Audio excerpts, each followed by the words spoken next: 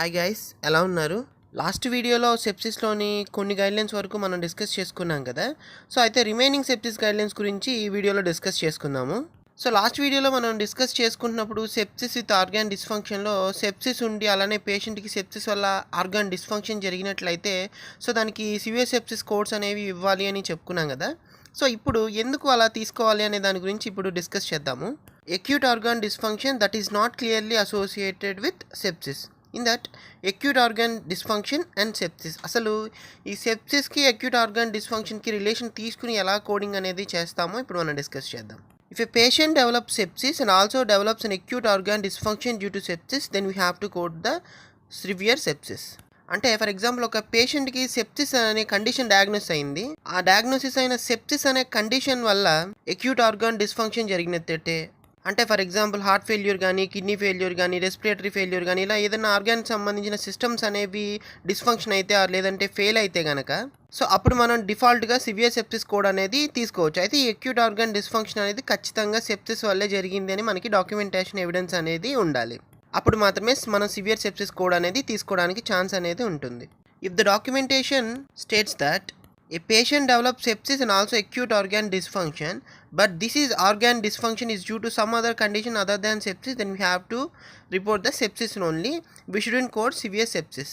So ఇందాక చెప్పుకున్నాం కదా, సెప్సిస్ వల్ల ఆర్గాన్ డిస్ఫంక్షన్ జరిగినట్లయితే సివియర్ సెప్సిస్ తీసుకోవాలి అని చెప్పేసి. అయితే ఒక పేషెంట్కి సెప్సిస్ ఉంది అండ్ అలానే ఆర్గాన్ డిస్ఫంక్షన్ కూడా జరిగింది అనుకోండి.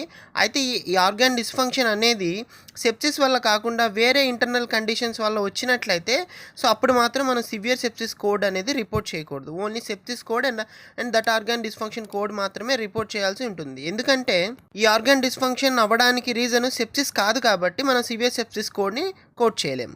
If the documentation is not clear as whether the acute organ dysfunction is related to the sepsis or another medical condition, then confirm with the provider. అంటే ఫర్ ఎగ్జాంపుల్ ఒక పేషెంట్కి organ dysfunction అనేది sepsis వల్ల జరిగిందా లేదంటే వేరే internal medical condition వల్ల జరిగిందా అనేది మనకు వచ్చిన చార్ట్లో లేదా ఫైల్లో క్లియర్గా డాక్యుమెంట్ అనేది చేయకపోతే మనం ఎవరైతే దానికి సంబంధించిన ప్రొవైడర్ ఉన్నారో అతని క్లారిఫికేషన్ తీసుకోవాల్సి ఉంటుంది. సో ఓవరాల్గా ఈ విధంగా తీసుకుంటాము. సెప్సిస్ వల్ల ఆర్గాన్ డిస్ఫంక్షన్ జరిగినట్టయితే సివియర్ సెప్సిస్ కోడ్ రిపోర్ట్ చేస్తాము. అలానే అక్యూట్ ఆర్గాన్ డిస్ఫంక్షన్ అనేది సెప్సిస్ వల్ల రాకపోతే అప్పుడు సివియర్ సెప్సిస్ అనేది కోడ్ చేయము. సో నెక్స్ట్ వన్ వచ్చేసి severe sepsis. The coding of severe sepsis require a minimum of 2 codes. అంటే ఈ సివియర్ సెప్సిస్ని కోడ్ చేయాలి అంటే ఖచ్చితంగా మనకి 2 కోడ్స్ అనేది మనం మెన్షన్ చేయాల్సి ఉంటుంది. First a code for underlying systemic infection and then followed by a code from the subcategory R65.2. అంటే ఈ సివియర్ సెప్సిస్ని కోడ్ చేసే ముందు ఫస్ట్గా మనం అండర్లయింగ్ ఇన్ఫెక్షన్, సిస్టమిక్ ఇన్ఫెక్షన్ ఏదైతే ఉందో ఆ కోడ్ని మాత్రమే మనం కోడ్ చేయవలసి ఉంటుంది. అది కోడ్ చేసిన తర్వాత అప్పుడు సబ్ కేటగిరీలోని R65.2 సిరీస్ని కోడ్ చేయవలసి ఉంటుంది. అలానే ఆ సిస్టమిక్ ఇన్ఫెక్షన్ యొక్క క్యాజువల్ ఆర్గానిజం అనేది డాక్యుమెంట్ చేయకపోతే A41.9 కోడ్ని అసైన్ చేయవలసి ఉంటుంది. మనం సెప్సిస్ ఎగ్జాంపుల్లో చెప్పుకున్నాం కదా, సో సెప్సిస్ యొక్క ఆర్గానిజం కోడ్ని చెప్పకపోతే, మెన్షన్ చేయకపోతే A41.9 తీసుకోవాలి అని చెప్తున్నాం కదా.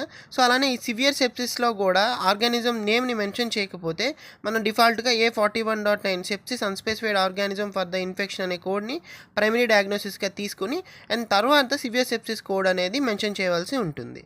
After that assign the code for the acute organ dysfunction. అంటే ఈ సెప్సిస్ ఇన్ఫెక్షన్ని అండ్ అలానే సివియర్ సెప్సిస్ అంటే R65 సిరీస్ని కోడ్ చేసిన తర్వాత అసలు అక్యూట్ ఆర్గాన్ డిస్ఫంక్షన్ ఏ ఆర్గానిక్ సిస్టమ్కి మధ్య జరిగింది అనేది ఆర్గాన్ డిస్ఫంక్షన్ సంబంధించిన కోడ్ని కూడా మనం కోడ్ చేయవలసి ఉంటుంది ఈ సివియర్ సెప్సిస్ కోడ్ తర్వాత. సో ఇంకా డీటెయిల్గా అర్థం కావడం కోసం పైన ఒక ఎగ్జాంపుల్ని అబ్జర్వ్ చేయండి. A patient developed a gram negative sepsis due to this sepsis ఈ develops acute kidney failure occurs. అంటే ఒక పేషెంట్ గ్రామ్ నెగిటివ్ సెప్సిస్ అనేది ఐడెంటిఫై అయ్యింది ఒక పేషెంట్కి. సో ఆ గ్రామ్ నెగిటివ్ సెప్సిస్ వల్ల పేషెంట్కి అక్యూట్ కిడ్నీ ఫెయిల్యూర్ జరిగింది అని చెప్తున్నారు. అంటే అక్యూట్ కిడ్నీ ఫెయిల్యూర్ వచ్చేసి ఇక్కడ acute organ dysfunction. Here patient develops acute kidney failure due to gram negative sepsis infection. అంటే ఇక్కడ గ్రామ్ నెగిటివ్ సెప్సిస్ వల్ల పేషెంట్కి అక్యూట్ కిడ్నీ ఫెయిల్యూర్ అనేది జరిగింది. So according to our coding guidelines, if patient develops acute organ dysfunction due to sepsis, then we have to code the severe sepsis. So మన coding guidelines ప్రకారం ఎవరికైతే ఒక పేషెంట్కి sepsis వల్ల అక్యూట్ ఆర్గాన్ డిస్ఫంక్షన్ జరిగినట్లయితే మనం severe సెప్సిస్కే తీసుకోవాలి అని చెప్పేసి ఇందాక కోడింగ్ గైడ్లైన్స్లో డిస్కస్ చేసుకున్నాం కదా. సో అలానే ఈ సినారియోలో అక్యూట్ కిడ్నీ ఫెయిల్యూర్ అనేది గ్రామ్ నెగిటివ్ సెప్సిస్ వల్ల జరిగింది కాబట్టి ఈ కేసెస్లో మనం సివియర్ సెప్సిస్ని మాత్రమే రిపోర్ట్ చేయవలసి ఉంటుంది డిఫాల్ట్గా. సో సివియర్ సెప్సిస్కి 2 కోడ్స్ వస్తాయని చెప్పుకున్నాం కదా. సో అవి ఎలా వస్తాయి అంటే పైన ఉన్న స్లైడ్ని ఒకసారి అబ్జర్వ్ చేయండి. సో సెప్సిస్ అనేది మీరు సెర్చ్ చేసినట్లయితే పైన స్లైడ్లో చూపించిన విధంగా కనిపిస్తుంది. దాని కింద విత్ అనే కన్వెన్షన్ ఉంది కదా. సో విత్ అనే కన్వెన్షన్ ప్రకారం క్లాసిఫికేషన్ లింక్ చేసినా చేయకపోయినా విత్ అనే కన్వెన్షన్ కింద ఉంటే మనం డైరెక్ట్గా లింక్ అనేది తీసుకోవచ్చు. సో ఇప్పుడు ఆ విత్ కన్వెన్షన్ని క్లిక్ చేసినట్లయితే మనకి కింద organ dysfunction acute or multiple, దాని కింద విత్ సెప్టిక్ షాక్ అని ఉంది కదా. సో విత్ సెప్టిక్ షాక్ అనే దాని గురించి మనం తర్వాత డిస్కస్ చేసుకుందాం. సో ఇక్కడ మనకి అక్యూట్ ఆర్గాన్ డిస్ఫంక్షన్ జరిగింది కాబట్టి సో సింగిల్ అయినా మల్టిపుల్ అయినా ఒకే కోడ్ వస్తుంది. అంటే ఒక ఆర్గాన్ సిస్టమ్ డిస్ఫంక్షన్ అయినా లేదంటే మల్టిపుల్ ఆర్గాన్ సిస్టమ్స్ డిస్ఫంక్షన్ అయినా కూడా ఒకే కోడ్ వస్తుంది. సో ఆ కోడ్ ఏంటంటే R65.20. సో ఇప్పుడు మనకి ఆల్ఫాబెటికల్ ఇండెక్స్లో వచ్చిన R65.2 కోడ్ని ట్యాబ్లా లిస్ట్లో వేసినప్పుడు R65.20 సివియర్ సెప్సిస్ కింద కొన్ని గైడ్లైన్స్ అనేవి ఉన్నాయి. సో అవి నేను ఎల్లో కలర్లో హైలైట్ చేశాను, ఒకసారి అబ్జర్వ్ చేయండి. అండ్ అలానే పైన ఉన్న స్లైడ్లో నేను ఒక రెడ్ కలర్ యారో మార్క్తో ఒక కండిషన్ హైలైట్ చేశాను చూడండి, యారో మార్క్తో. అదేంటంటే కోడ్ ద అండర్లయింగ్ ఇన్ఫెక్షన్ అని చెప్పేసి ఉంది చూసారా. కోడ్ ఫస్ట్ అండర్లయింగ్ ఇన్ఫెక్షన్ అంటే R65.2 కింద మనకి ఈ నొటేషన్ కనిపిస్తుంది అంటే సో మనం దీనికన్నా ముందు ఇంకొక కోడ్ని కోడ్ చేయాలి.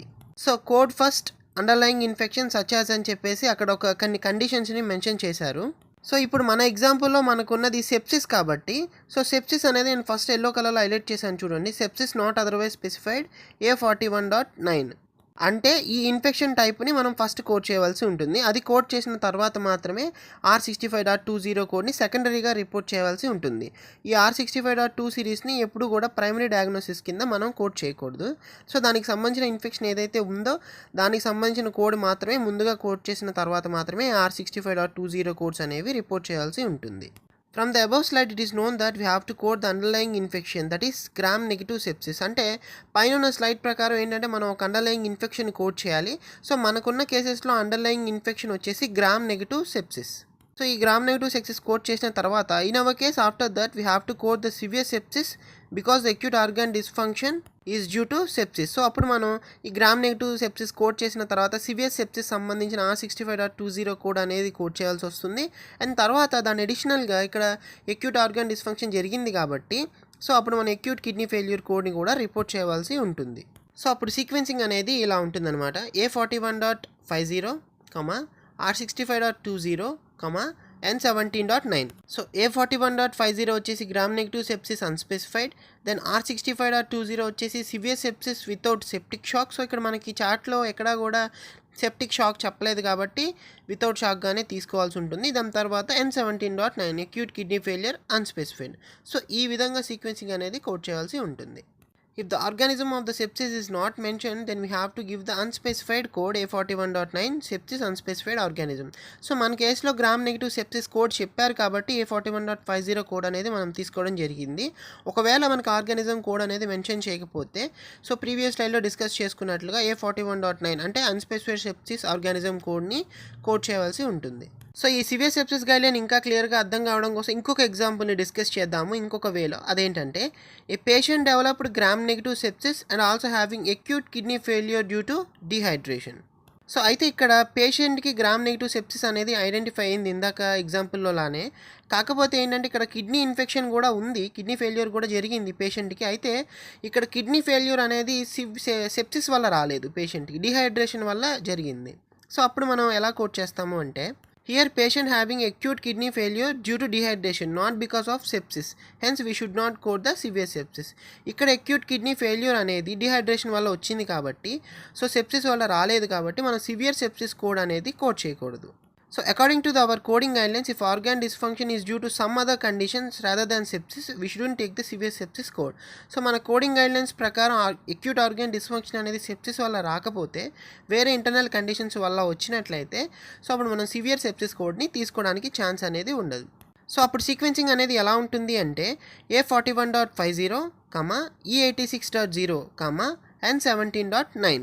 సో A41.50 వచ్చేసి gram negative sepsis and E86.0 వచ్చేసి డిహైడ్రేషన్ అండ్ N17.9 వచ్చేసి అక్యూట్ కిడ్నీ ఫెయిల్యూర్. సో ఈ విధంగా సివియర్ సెప్సిస్ కోడ్స్ని కోడ్ చేయవలసి ఉంటుంది. సో టోటల్గా సివియర్ సెప్సిస్ అంటే మనకి 2 కోడ్స్ అనేవి వస్తాయి. సో ఫస్ట్గా అండర్లైయింగ్ ఇన్ఫెక్షన్ని కోడ్ చేసిన తర్వాత సో ఈ R65.20 కోడ్స్ని కోడ్ చేయాలి. సో దాని తర్వాత ఏదైనా అక్యూట్ ఆర్గాన్ డిస్ఫంక్షన్ ఉంటే దానికి సంబంధించిన కోడ్స్ కూడా మనం కోడ్ చేయవలసి ఉంటుంది. సో సివియర్ సెప్సిస్ తర్వాత మనం నెక్స్ట్ డిస్కస్ చేసుకోవాల్సిన ఇంకొక ఎగ్జాంపుల్ ఏంటి అంటే septic shock. Septic shock refers to the circulatory failure associated with severe sepsis. So ఈ సెప్టిక్ షాక్ అనేది nothing but a circulatory failure due to the severe sepsis. అంటే severe sepsis వల్ల ఎవరికైతే septic shock అంటే circulatory failure అనేది జరుగుతుందో so దాన్ని మనం సెప్టిక్ షాక్ అని అంటాము. And therefore it represents the type of acute organ dysfunction. So severe septic shock అన్నా కూడా ఒక టైప్ ఆఫ్ అక్యూట్ ఆర్గాన్ డిస్ఫంక్షనే. సో అక్యూట్ ఆర్గాన్ డిస్ఫంక్షన్ ఏంటి అంటే సర్క్యులేటరీ ఫెయిల్యూర్. సో అప్పుడు మనం ఈ సెప్టిక్ షాక్ కోడ్ అనేది కోడ్ చేయవలసి ఉంటుంది. For cases of septic shock the code for the systemic infection should be sequenced first followed by the R65.21 severe sepsis with septic shock.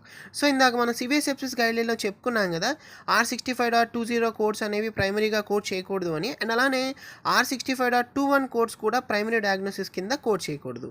So first ఏదైతే underlying infections ఉన్నాయో so underlying ఇన్ఫెక్షన్ని primary డయాగ్నోసిస్గా code చేసిన తర్వాత మాత్రమే ఈ R65.21 code అనేది మనం code చేయవలసి ఉంటుంది.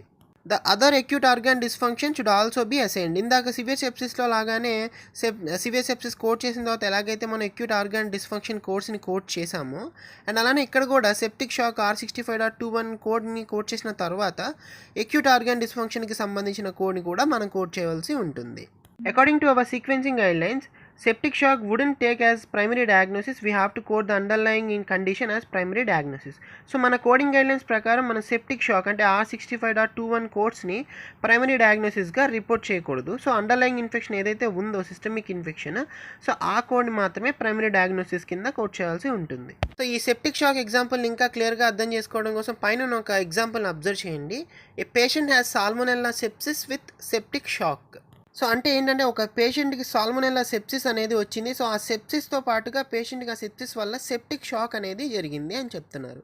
సో ఈ కేసెస్లో ఎలా కోడ్ చేస్తాము అంటే here due to the organism salmonella patient develop a septic shock. So ఇక్కడ సెప్సిస్ అనేది సాల్మోనెల్లా ఆర్గానిజం వల్ల జరిగింది కాబట్టి అండ్ అలానే so according to our sepsis coding guidelines we should not code the septic shock as primary diagnosis. So మన coding guidelines ప్రకారం మనం చెప్పుకున్నాం కదా ఈ R65.21 అంటే severe sepsis with septic shock code అనేది ప్రైమరీ డయాగ్నోసిస్గా రిపోర్ట్ చేయకూడదు కాబట్టి we should code the underlying infection first. So ఇక్కడ మనకి అండర్లయింగ్ ఇన్ఫెక్షన్ ఏది అంటే salmonella sepsis. So salmonella sepsis అనేది అండర్లయింగ్ ఇన్ఫెక్షన్ కాబట్టి we should code the first sequence as salmonella sepsis and then followed by the septic shock code. So ఇక్కడ so salmonella code అనేది first report చేసిన తర్వాత R65.21 అంటే severe sepsis with septic shock code అనేది మనం report చేయవలసి ఉంటుంది.